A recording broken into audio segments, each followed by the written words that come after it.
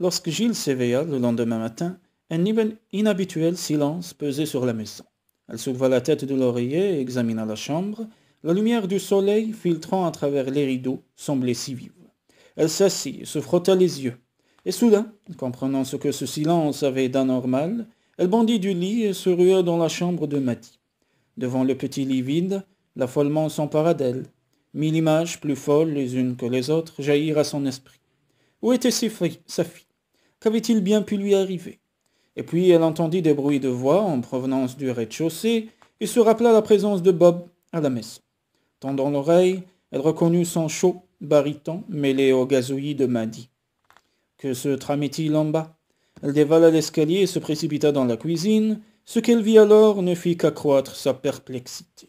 « Bob, que fais-tu » Il avait assis Maddy sur ses genoux devant la table et la maintenant à l'aide de son bras plâtré, lui donnait à manger des céréales à la petite cuillère. « Un beau gâchis, je le crains, » répondit-il en riant. Gilles s'approcha interloqué.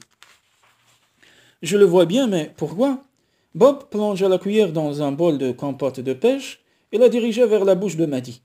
Bien qu'il n'ait jamais nourri d'enfant de sa vie, il semblait savoir ce qu'il faisait. Étrange.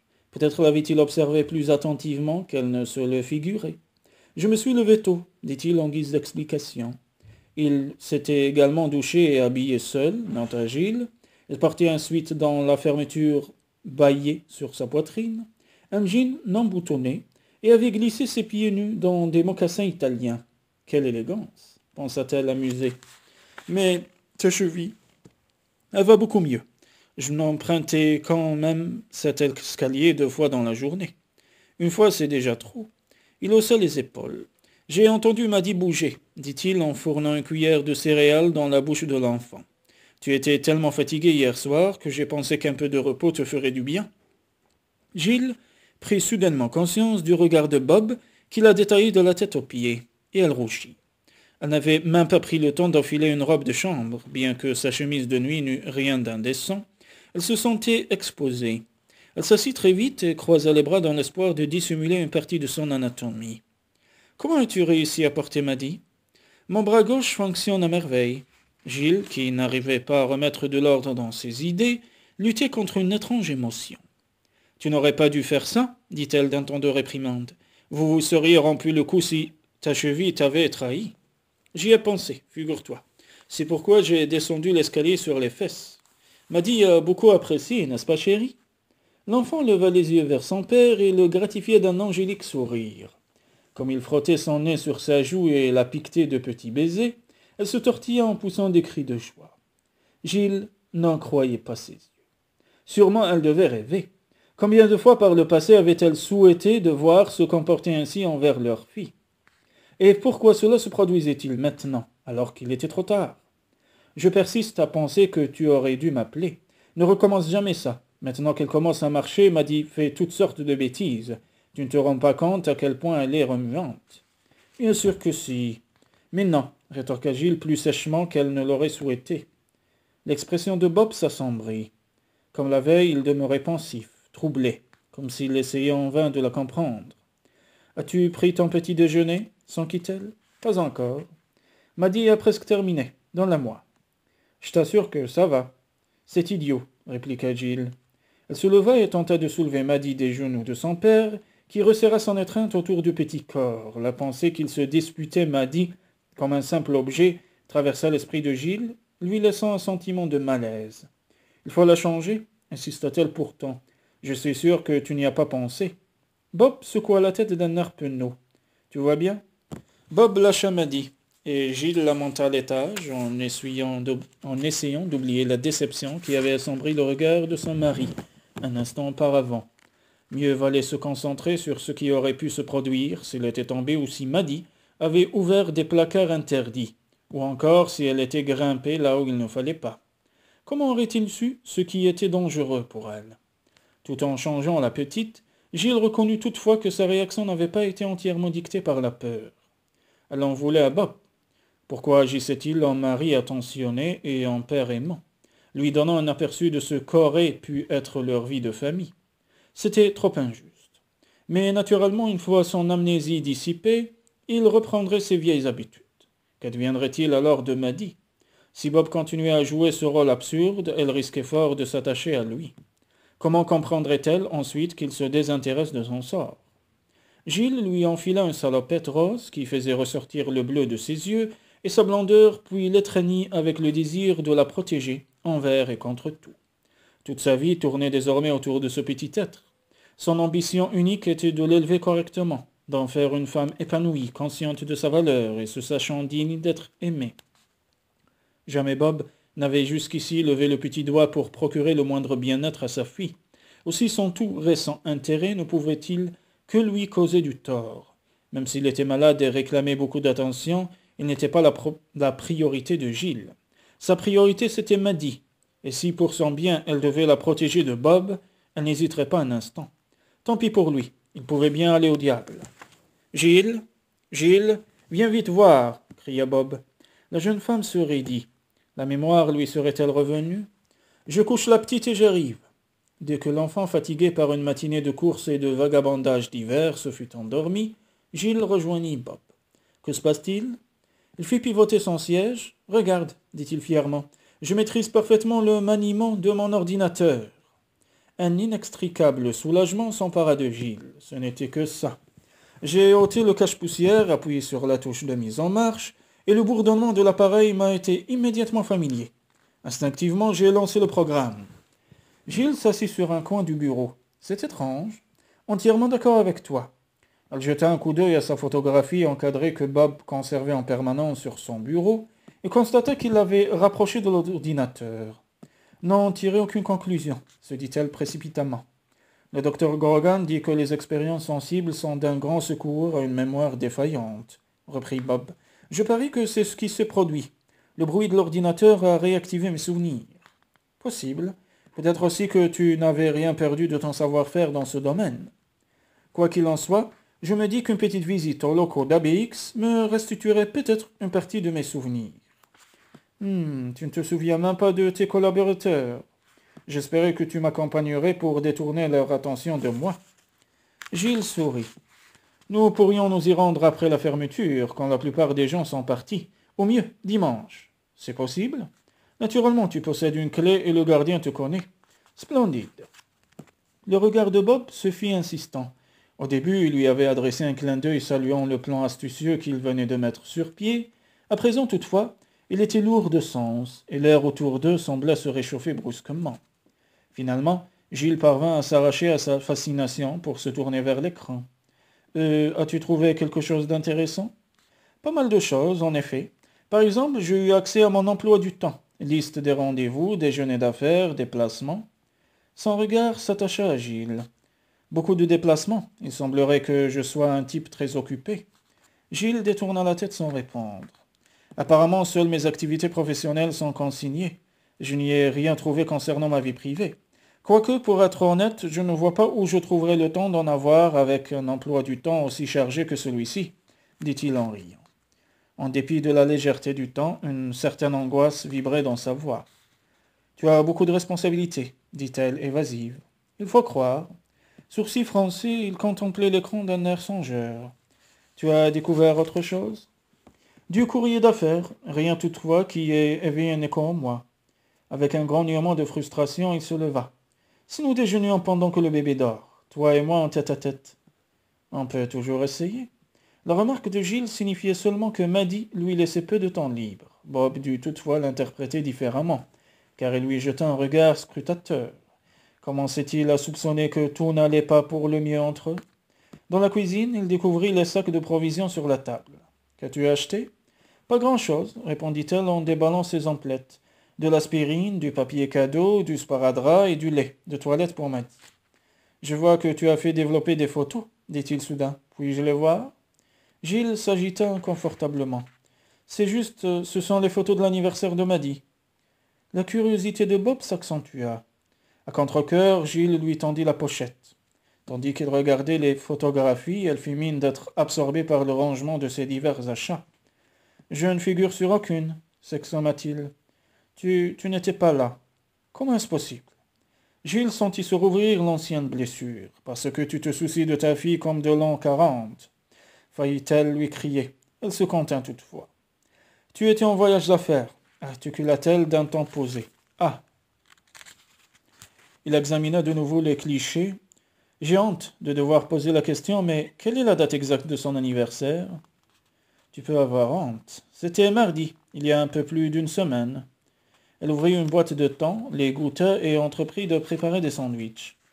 J'étais à Détroit, dit Bob. Comme elle le regardait interloqué, il leva vivement la main. Non, non, je ne me souviens de rien, j'ai simplement trouvé mention de ce voyage dans mon calendrier. Elle lui tendit une photographie. Qui sont tous ces gens?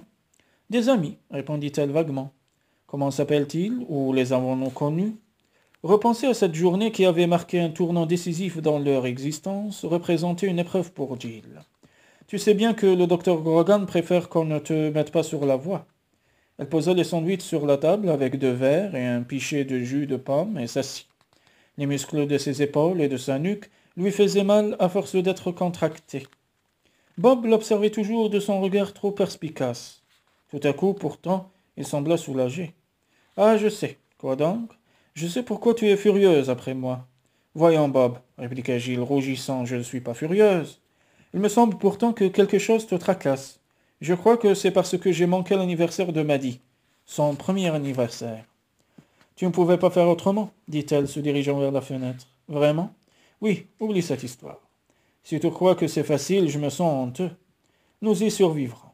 Tu ne vas tout de même pas me en vouloir toute ta vie. » De la main gauche, il s'empara maladroitement d'un sandwich. « Je sais que ça ne sert à rien, reprit-il, mais je veux que tu saches que je suis désolé de n'avoir pas été présent. » Par pitié, ne remue pas le couteau dans la plaie, pria-t-elle silencieusement. Sans appétit, elle mordit dans son sandwich. « Tu rends-tu compte que ce n'est pas drôle pour moi non plus? Le premier anniversaire de ma fille ne reviendra jamais. » Elle s'efforça de se détendre. « Excuse-moi, je te prie, je suis entièrement d'accord avec toi. Si nous passions à autre chose. » C'est ce que j'essaie de faire. Sur ces entrefaites, Gilles crut entendre le bus scolaire escalader la colline et dressa l'oreille. « C'est bien le bus scolaire ?» dit-elle enfin. Elle se leva. « Aurions-nous un second enfant dont j'ignorais l'existence ?» demanda Bob. « Brady est le fils d'un voisin, » dit Gilles en souriant. « Il m'arrive de le garder en attendant le retour de son père. » Avant que Bob ait pu poser de plus amples connaissances, elle sortit à la rencontre du petit garçon. Quand Bob découvrit Brady, Gilles se rendit compte qu'il reconnaissait l'enfant pour l'avoir vu sur les photos d'anniversaire. Elle comprit aussi qu'il s'interrogeait sur l'homme qui apparaissait avec lui sur la plupart.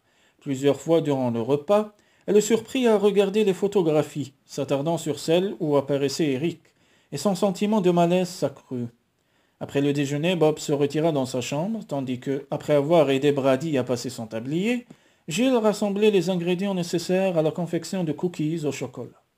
Durant l'heure qui suivit, elle s'efforça de chasser son mari de son esprit. En même temps qu'Eric, une bouffée d'air froid et humide pénétra dans la maison. Avril se montrait capricieux selon son habitude. Un jour, il faisait doux et le lendemain froid comme en plein hiver. « Brady t'a entendu arriver, dit Gilles. Il enfile sa veste. La langue tirée, l'enfant se battait comme avec une fermeture éclair récalcitrante. Eric sourit à Gilles, dans son regard se lisait sa tendresse et sa fierté. Gilles prit sa fille dans ses bras et lui sourit en retour. « T'es-tu bien amusé ?» demanda Eric à son fils. Ayant enfin réussi à vaincre la résistance de sa fermeture, Brady hocha énergiquement la tête. « On a fait des cookies au chocolat. »« Quel vénard, j'en aurais volontiers goûté. »« Voilà, » s'exclama Gilles, tendant à Eric un sachet posé sur la table de l'entrée. « Épargne-nous tes reproches. »« Eh bien, merci. » Soudain grave, Eric se pencha vers Gilles. « Comment cela se passe-t-il avec Bob ?» s'enquit-il à voix basse. « Pas trop mal. »« Il ne te crée pas d'ennui ?» insista-t-il, son regard noisette luisant d'une chaude sympathie. « Non. » Gilles posa Maddy à terre et la regarda se diriger d'un pas mal assuré vers son xylophone glissé sous la table basse de la salle de séjour. « C'est sûr. » L'insistance d'Eric agaça Gilles. On aurait presque dit qu'il souhaitait que Bob l'importune. « Certain. » « Enfin, si tu as besoin d'aide, n'oublie pas que je suis là. » Gilles remarqua soudain que le regard d'Eric fixait un point situé derrière elle. Elle se retourna, découvrant Bob qui les observait de la porte de son bureau. Elle s'écarta brusquement d'Eric. « Bonjour Bob, » dit Eric, lui adressant un signe de la main. « Comment allez-vous ? Bien, j'espère. » Bob glissa une béquille sous son aisselle et s'approcha. Il ne souriait pas, remarqua Gilles. Très bien, merci. Tant mieux, quelle épreuve. Je n'ai certes pas envie de recommencer avant un moment. Quand pensez-vous reprendre le travail? Gilles émit un petit cri de surprise en sentant la main de Bob se glisser sur sa taille et l'attirer vers lui. Je n'en sais encore rien, je ne suis pas pressé. Le regard d'Eric allait de la taille de Gilles à son visage. Puis-je faire quelque chose pour vous? Offrit-il, les lèvres pincées. Non, tout va bien, je vous remercie, dit Bob. Sa main caressait maintenant la hanche de Gilles. La tension montait entre les trois adultes. Eric soupira. Il ne me reste plus qu'à rentrer. Merci d'avoir gardé Brady, et aussi pour les cookies. Il est divorcé, c'est ça? Demanda Bob une fois la porte refermée sur Eric. Oui, dit Gilles, se libérant de l'étreinte possessive de son mari. Parfait, marmonna-t-il, vraiment parfait. De quoi parles-tu? Je n'en sais rien, c'est justement là le problème. Si tu penses ce que je crois, tu te trompes, Bob, dit Gilles avec un rire nerveux. Sûrement, il ne pouvait pas se rappeler l'accusation qu'il avait portée le matin même de l'accident. Il n'y a rien entre Eric et moi, je te jure. De ton côté, peut-être. Du côté d'Eric aussi, c'est juste un ami. Un bon ami, c'est ça? La jeune femme se sentit rougir. Cette conversation est stupide, j'ai autre chose à faire qu'à écouter ces sottises. Le soir, Maddy endormi et Bob installé dans sa chambre, Gilles gagna la terrasse avec un verre de vin blanc et se leva confortablement dans un fauteuil. Au dîner, elle s'était excusée auprès de Bob d'avoir qualifié leur conversation de stupide, mais avait persisté qu'il n'y avait rien entre Eric et elle, strictement rien. Cependant, tandis qu'elle se remémorait les accusations infondées de Bob, un sourire détendit ses lèvres. Aussi contradictoire que cela puisse paraître, elle avait apprécié le contact de sa main sur sa hanche, et il lui plaisait qu'il se montre jaloux. Le Bob qu'elle connaissait n'aurait jamais eu ce comportement. Il était bien trop soucieux de dissimuler ses émotions pour cela. Elle ignorait même qu'il fût capable de la moindre jalousie. Son sourire s'évanouit toutefois, aussi vite qu'il était venu. Elle ne pouvait permettre ça. Il lui fallait résister au nouveau Bob, si charmant soit-il. Ce Bob-là était destiné à disparaître. Après avoir avalé une gorgée de vin, elle renversa la tête contre le coussin du chintz frais du fauteuil. Pas question de jouer avec le feu. Pour animer sa rancune, il lui suffisait de songer aux événements de l'année passée. L'aversion de Bob pour l'enfant qui grandissait dans son ventre, par exemple, ou son accouchement solitaire. Et si les douloureux souvenirs n'y suffisaient pas, elle regarderait vers l'avenir. Souhaitait-elle poursuivre cette existence d'épouse d'homme trop occupé? Voulait-elle que sa fille grandisse, ignorée de son père et persuadée de n'être pas digne d'être aimée? Gilles termina son verre de vin et se leva. Elle était maintenant certaine de parvenir à aider Bob, sans s'impliquer affectivement. Pour Maddy, elle trouverait la force de faire face à n'importe quoi.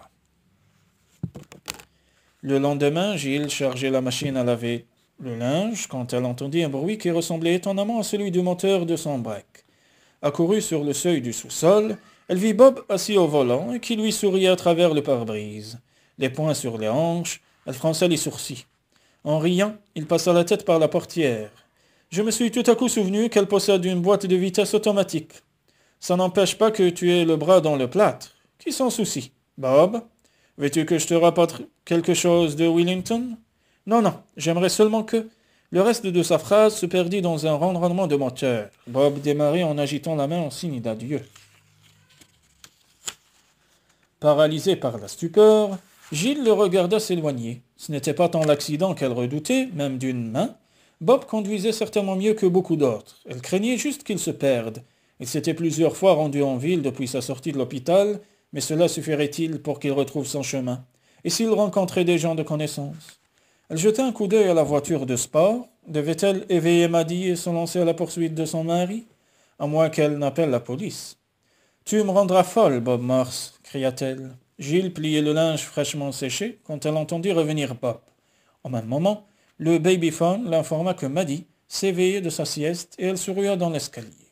Quand elle pénétra un peu plus tard dans la cuisine, Maddy sur les bras, elle s'arrêta interdite que, sur la table de la cuisine, en face de la chaise haute de Maddy, trônait un gâteau d'anniversaire décoré d'oursons en chocolat et flanqué de 3 paquets de couleurs vives, d'un père au sourire passablement crispé.